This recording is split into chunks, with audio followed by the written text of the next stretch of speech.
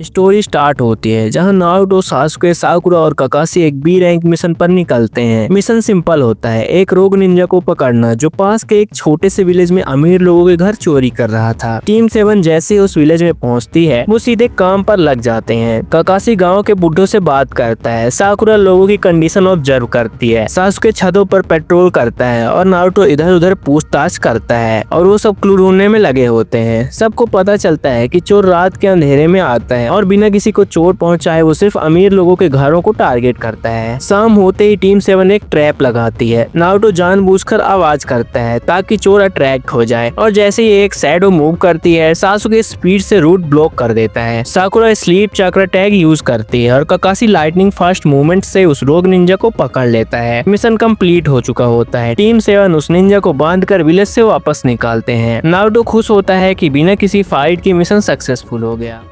तभी उनके रास्ते में एक छोटी सी लड़की रोते हुए आ जाती है। आंखों में आंसू होते हैं, आवाज में डर होती है। वो नारुतो के पैरों में गिर जाती है और बोलती है, ये मेरा बिग ब्रो है, प्लीज इसे छोड़ दो। टीम 7 रुक जाती है। सासुके थोड़ा हार्ड टोन में बोलता है, तुम्हारा भाई चोर है, इसने क्राइम किया है, इसलिए हम इसे सजा के लिए ले जा रहे हैं। लड़की कांप जाती है। रोग निंजा उसे देखकर कहता है, जाओ टोकी, यहाँ से भाग जाओ, इन लोगों के सामने मत आओ। नारुतो को यह सीन अच्छा नहीं लगता। उससे कंफ्यूजन होता है कि कोई अपनी बहन को बचाने के लिए इतना डर क्यों रहा है। तब नारुतो धीरे से पूछता है, पर तुम्हें चोरी करने की जरूरत ही क्यों पड़ी? नारुतो की आवाज सिंसियर होती है। ये सुनकर लड़की और उसका भाई कुछ पल चुप हो जाते हैं और फिर अपना सच बताने के लिए तैयार हो जाते हैं। रोग निंजा ठंडी सांस लेता है और बोलना शुरू करता है, हमारा विलेज असल में आजाद नहीं है, इस पर एक डरावना बीस्ट कब्जा करके बैठा है। वो बताता है कि कुछ अमीर लोग बीस्ट के साथ मिले हुए हैं। वो उसके लिए जानकारी लाते हैं, सप्लाई पहुंचाते हैं और जो भी बीस्ट के खिलाफ बोलता है उसे चुप करवा देते हैं। जो लोग सच बोलते हैं या गलत का विरोध करते हैं उन्हें विलेज के बाहर एक गरीब और बर्बाद एरिया में भेज दिया जाता है। टोकी रोते हुए बताती है, वहाँ न ठीक से रहने की जगह है, न पीने का साफ पानी है और न ही खाने के लिए कुछ है। बच्चों को भूखे सोते हुए देखना उनके लिए रोज का दर्द बन चुका था। उसका भाई कहता है, मैं किसी को नुकसान नहीं पहुँचाता हूँ, सिर्फ उन अमीर लोगों के घर से चोरी करता हूँ जो बीच के साथ गलत काम करते हैं। वहाँ से जो मिलता है मैं गरीब बस्ती में बांट देता हूँ। वो बोलता है कि चोरी करना उसकी चॉइस नहीं है, उसकी मजबूरी है। अगर वो नहीं करता तो बच्चे भूखे मर जाते। वो रिस्क सिर्फ इसलिए लेता था ताकि दूसरे लोग जी सकें।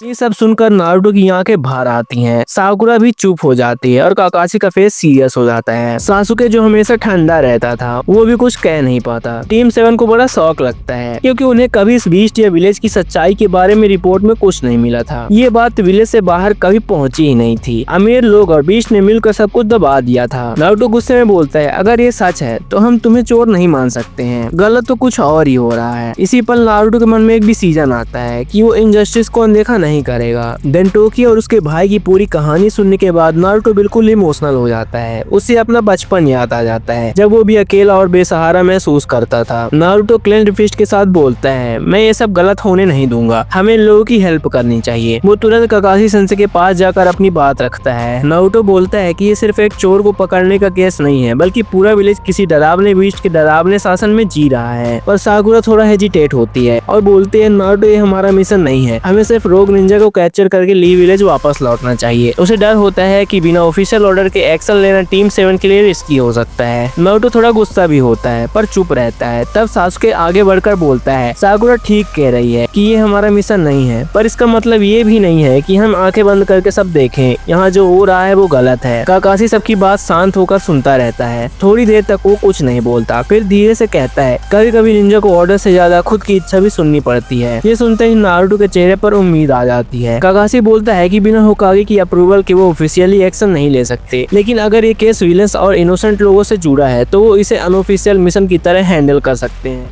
टीम 7 डिसाइड करती है कि वो पहले सच को प्रूव करेगी। प्लान बनता है, पहले बीस्ट के बारे में प्रॉपर इंटेल गैदर करना जरूरी है। नारुतो अपनी एनर्जी कंट्रोल में रखने का प्रॉमिस करता है। सासुके स्टील्स और एनिमी ट्रैकिंग संभालेगा। साकुरा वांटेड लोगों और सिविलियंस का ध्यान रखेगी और काकाशी पूरी स्ट्रेटेजी को गाइड करेगा। उस रात टीम 7 चुपचाप अपने मिशन के फ्लो को बदल देती है। रोग निंजा को टेम्पोरेरी रोप से बांध दिया जाता है, पर उसे प्रॉमिस किया जाता है कि जैसे ही सच बाहर आएगा उसे छोड़ दिया जाएगा। प्लान के मुताबिक काकाशी और साकुरा विलेज में घुसकर इंटेल कलेक्ट इंटरेक्ट करने लगते हैं। वो चुपचाप लोगों से बात करते हैं, पुराने टेम्पल्स और बंद घरों की तलाश लेते हैं और छुपी हुई बातों को जोड़ने की कोशिश करते हैं। धीरे धीरे उन्हें पता चलता है कि हर हफ्ते बीस्ट के लोग विलेज से सप्लाई लेने आते हैं और जो पैसे या सामान नहीं देता उसे डराया जाता है। विलेज के लोग डर के मारे कुछ नहीं बोलते थे।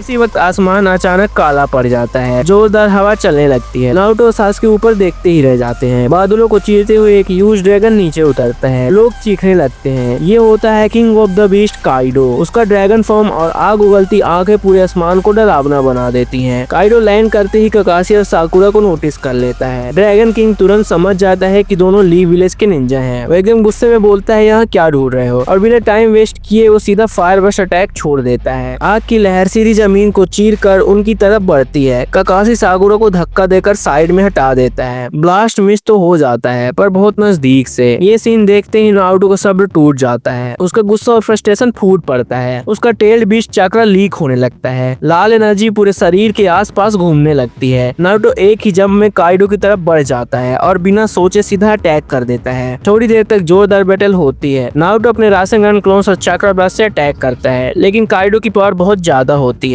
वो नारुतो के सारे अटैक्स इजीली हैंडल कर लेता है और एक मैसिव टेल स्ट्राइक से नारुतो को धरती में दे मारता है। नारुतो बुरी तरह गिर जाता है और बेहोश हो जाता है। दूर खड़ा सासुके सबको तौक में देख रहा होता है।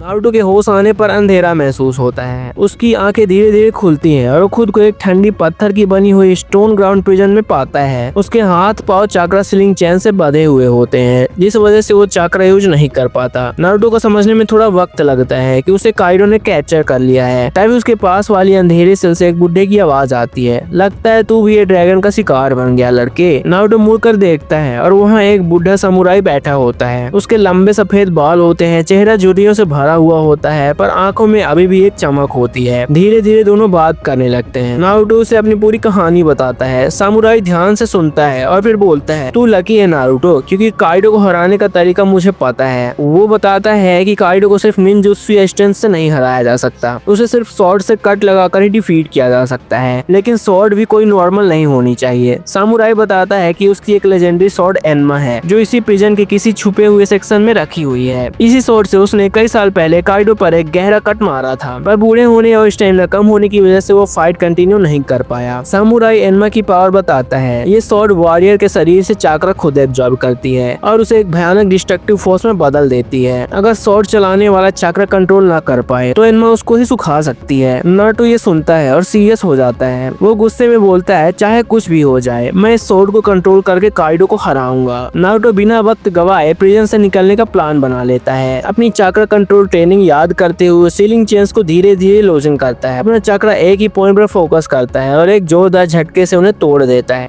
ध्यान भटकाने के लिए शैडो क्लॉस बनाकर गार्ड को कंफ्यूज करता है और बुढ़े समुराई के साथ मिलकर प्रिजन के हिडन चैम्बर्स में घुस जाता है। वहाँ एक पुरानी स्टोन स्लाइन में जमीन में गड़ी हुई एन्मा स्वॉर्ड मिलती है। ब्लेड जैसे ही नारुतो हाथ में लेता है, स्वॉर्ड तुरंत उसका चक्र खींचना शुरू कर देती है। नारुतो दर्द से कराह उठता है पर सरेंडर नहीं करता। धीरे धीरे वो अपना चक्र रेगुलेट करता है और ब्लेड की एनर्जी के साथ सिंक होने लगता है।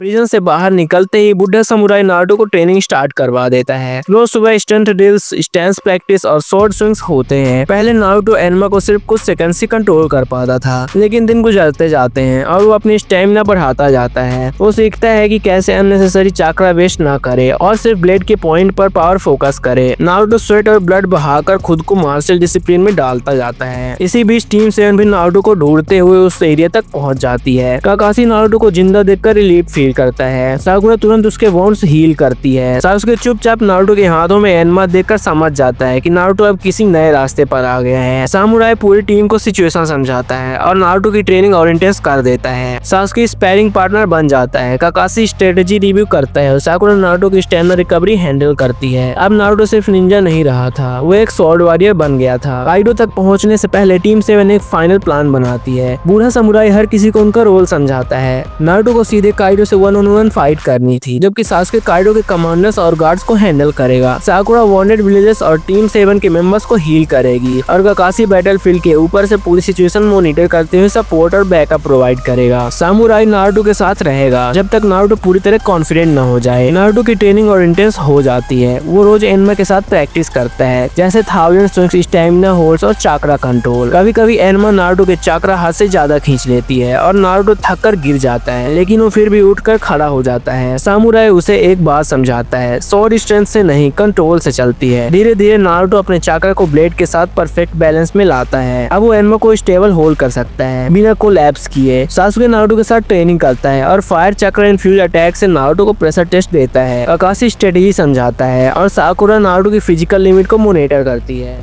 ट्रेनिंग कंप्लीट होने पर टीम 7 काइडो को स्ट्रॉन्ग होल्ड की तरफ निकल पड़ती है। रास्ते में काइडो के गैंग के मेंबर्स उनका रास्ता रोक लेते हैं। सासुके लाइटनिंग स्पीड से उन पर टूट पड़ता है। निंजा टेक्निक्स और स्वॉर्ड स्ट्राइक्स का मिक्स यूज करता है। काकाशी सपोर्ट अटैक से बैटलफील्ड क्लियर करता है, जबकि नारुतो फ्रंट लाइन में क्लोन्स के साथ एंट्री ओपन करता है। धीरे धीरे टीम 7 काइडो के मेन एरिना तक पहुंच जाती है। नारुतो अपने स्वॉर्ड को टाइट ग्रिप में पकड़ लेता है और गहरी सांस लेते हुए कहता है, इस बार मैं हारने नहीं आया हूँ। मेन एरिना में काइडो ड्रैगन और ह्यूमन हाइब्रिड फॉर्म में खड़ा होता है। आसमान पर बादल गरज रहे होते हैं। वो नारुतो को देखकर हंसता है और बोलता है, अरे लड़के तू फिर से आ गया। नारुतो बिना डरे सीधे आगे बढ़ता है। फिर उनकी फाइट स्टार्ट हो जाती है। काइडो फायर ब्लास्ट करता है। उसे नारुतो डॉज करके एनमा से विंड कट स्लैशेस छोड़ता है। हर स्लैश में नारुतो अपना चक्र परफेक्टली कंट्रोल करता है। सासुके साइड से कवर फायर देता है और Kakashi time to time diversion create करता है। काइडो एक पावरफुल टेल स्मैश करता है जो नारुतो को दूर फेंक देता है। नारुतो चोट खाकर गिर जाता है, लेकिन तुरंत खड़ा भी हो जाता है। देन नारुतो के अंदर टेल बिस्ट और एक्टिवेट होने लगता है, पर नारुतो उसे सरपास करता है और स्वॉर्ड पर फोकस करता है। देन उसे सामुराई की बात याद आ जाती है, कंट्रोल सबसे बड़ा पावर होता है। नारुतो उठता है, अपनी आंखें बंद करता है और एनमा को अपने चाक्रा के साथ फुल स्विंग करता है। ब्लेड ब्लू ब्लैक लाइट से चमक उठती है। नारुतो स्पीड से काइडो तक पहुंचता है और पूरे फोकस के साथ एक फाइनल मैसिव स्ट्राइक करता है। उस मूव का नाम होता है Enma style chakra cleaver slash, जिसकी वजह से आसमान काटे जाने जैसा लगता है। एनमा ब्लेड काइडो के चेस्ट पर गहरा कट बना देती है। काइडो गुस्से में चिल्लाते हुए पीछे गिरता है और जोर से जमीन से टकरा जाता है और वहीं पे king of the beast defeat हो जाता है। बीस्ट के गिरते ही उसका कंट्रोल खत्म हो जाता है। उसके सारे करप्ट कमांडर्स अरेस्ट हो जाते हैं। विलेज में खुशियां लौट आती हैं। टोकी अपने भाई से गले लग जाती है। नारुतो मुस्कुराते हुए कहता है कि आखिरकार सब ठीक हो गया। टीम 7 जब लीव विलेज वापस लौटती है तो काकाशी कामनी बोलता है, तुम लोग सिर्फ बी रैंक मिशन पर गए थे पर एस रैंक का काम करके आए हो। सब मुस्कुराते हुए लौटते हैं। नारुतो आसमान की तरफ देखते हुए कहता है, चाहे कुछ भी हो, निंजा का काम होता ही है लोगों को बचाना। और यहीं पे ये वीडियो समाप्त हो जाती है। तो वीडियो कैसे लगी कमेंट में जरूर बताना। अगर अच्छी लगी हो तो वीडियो को एक लाइक जरूर से कर देना और ऐसी मजेदार वीडियो देखने के लिए चैनल को सब्सक्राइब कर लेना। मिलते हैं नेक्स्ट वीडियो में, तब तक के लिए बाय बाय।